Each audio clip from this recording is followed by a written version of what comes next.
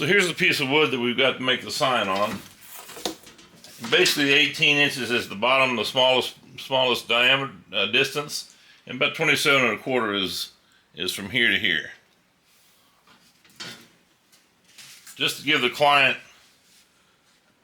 an idea of what it was going to look like, I did it on a piece of cardboard. And I know it's kind of hard to see, but you can see where it says Camp Collins. There's the number of his lake house right there.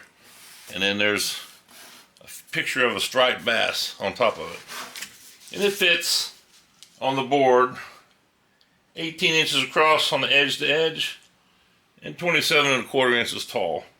I'm going to put a 1-inch border around all sides. And so right now what I want to do is I'm going to mark the very center of the bottom, and I can tell my laser to use that as the bottom center, and it will know where to put the rest of the text. So basically all you need to do is measure 9 inches over, because that's the whole width of that part is 18, so we go with 9.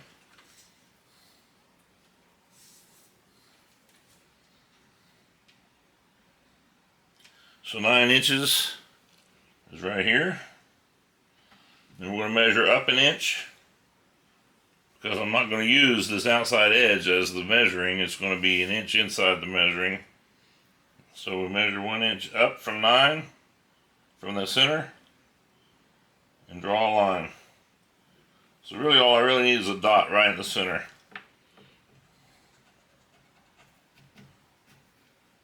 And I'll line the laser up to start right there, and then we'll know where to put the rest of the picture.